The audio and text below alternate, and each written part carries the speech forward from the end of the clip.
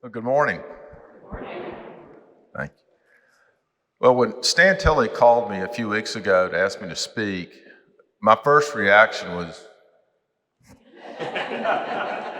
me?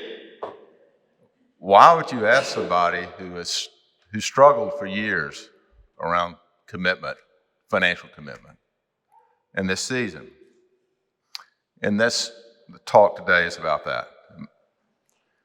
So, in my mind, the words that come up with or associated with commitment are dedication, devotion, allegiance, loyalty, fidelity. There are two words that I missed for a long time, and that's what I want to tell you about. This commitment is an important commitment because ultimately it's a commitment to God. So why did I struggle in that commitment? One word: fear. I was fearful and afraid of adding another significant financial obligation to the many I already have, as I'm sure each of you do as well.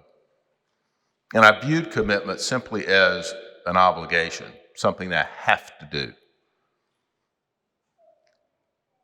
And each year, when it would come time to pledge, I would make a pledge. And then I would start to feel, boy, that really wasn't enough. That wasn't adequate. How does that compare to the average? And then guilt would jump on. So I got fear and I got guilt. That's not a good way to live at all.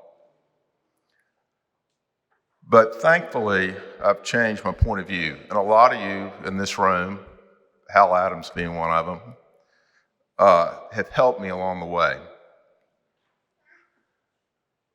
Several years ago, Jim Stokes called me and asked me if I would go to lunch with him to talk about commitment. And I love Jim Stokes, and I love spending time with him. But to be honest, I was more than a little nervous about going to talk to Jim about commitment.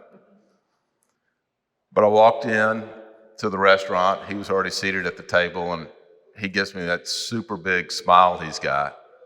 And immediately, I felt at ease. And before I knew it, I was pouring out my entire just struggles with commitment to him. And he listened so well. And it was such a relief for me, and it made such a difference. And that day, I made the biggest commitment that I had ever made. And I told Jim that. And he was like, "That's wonderful, John." In the scheme of things, it definitely was not the biggest commitment that was made in this church by any stretch. But he celebrated it with me.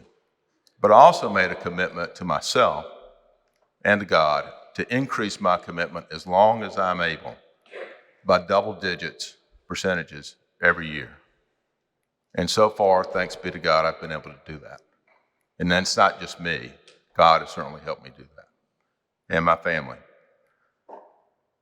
I now see commitment as an act of love and as an act of faith.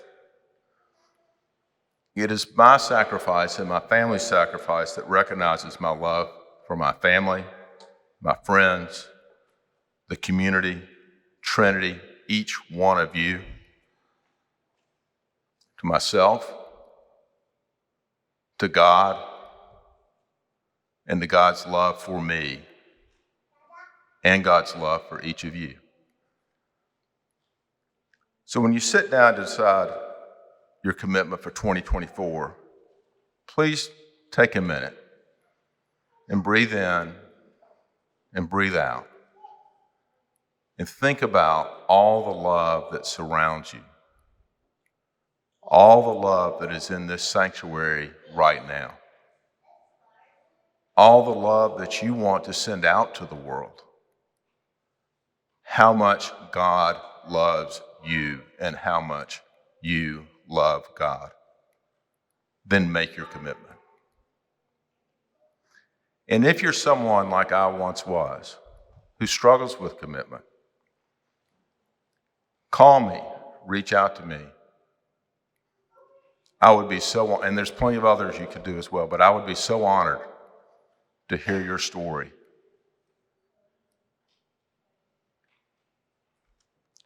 So I thank you for your time. And again, just think deeply about making that commitment to love and to faith. Thank you.